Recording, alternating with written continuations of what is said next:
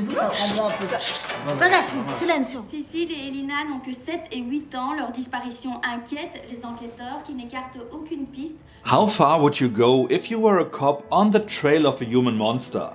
What toll would that have on you and your family? What is our protagonist willing to do in that situation? Hi there, it's Micha. Join me for this review if you like to find out.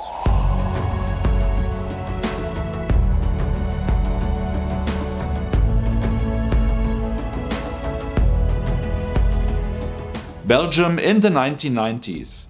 Children are being abducted, abused and killed.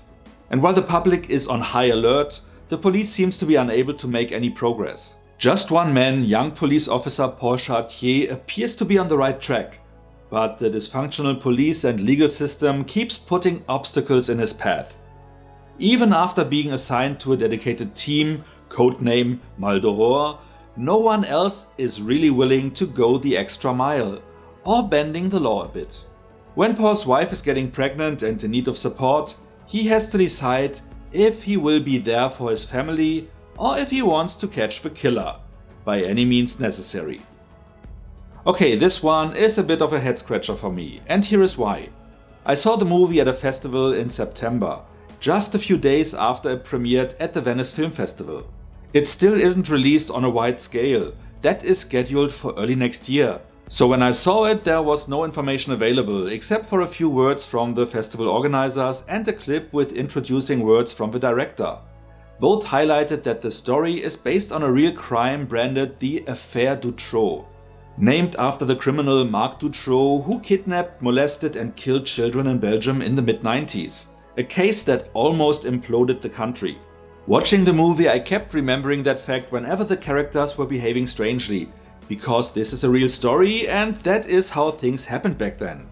Same goes for the lead character, who started out as a very likable and relatable guy, someone who wants to do the right thing, but slowly, after the legal system kept blocking his investigation, starts to bend and break the rules, while more and more neglecting his family and newborn child in the process, to the point where he was just erratic and unrelatable. After the movie though, I found out that apparently that officer was not even based on a real person, but totally fictionalized.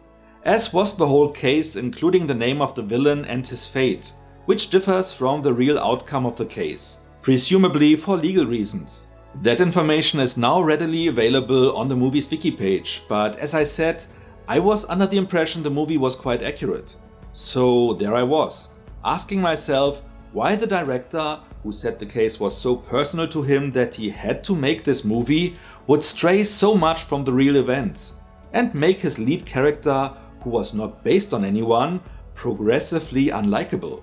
The central issue of the real case was the ineptness of the police system, due to the fact that there were 3 different branches in play who were not cooperating with each other, even actively hindering each other's work. Something that was finally adjusted with the restructuring of the police force after that case. Maybe writer-director Fabrice Welz wanted to highlight that fact by having his main character sacrificing his personal life to get things done, fighting the system. But he may also lost parts of the audience along the way. In the beginning, where Paul was still relatable, the story was also enticing enough to keep me engaged. But later on, it lost me. Partially because of that change in his character, but also because the story started to tread water and was dragged out too long. Again, if this would have been a verbatim retelling of the real events, it would have been at least understandable, and I could appreciate that fact, taking it into consideration, but with all the changes the movie's story made, that just wasn't the case.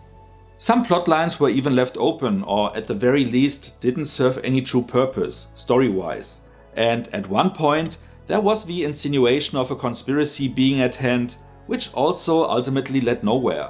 All this considered, at 155 minutes, the movie was definitely too long. And for at least the last hour, I was hyper aware of its runtime. Don't get me wrong, it was well acted and solidly filmed. It just wasn't able to keep my attention for its entirety, for all the reasons I just listed. Maybe it is more aimed at a Belgium audience, for which this case has more relevance, though I am not sure how they will feel about the changes to the real events. So keep this in mind if you think about watching this one. And with that being said, let's get to the rating.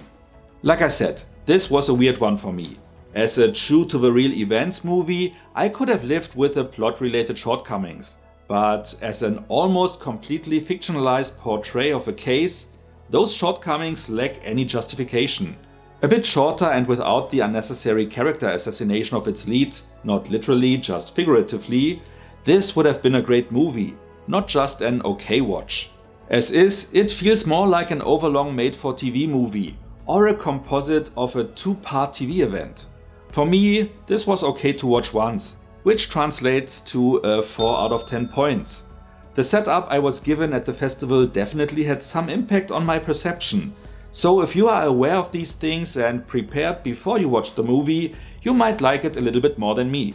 In that case, maybe add a point or two. Same goes if you have a personal recollection of the true crime case. I hope this helps. Quick side note.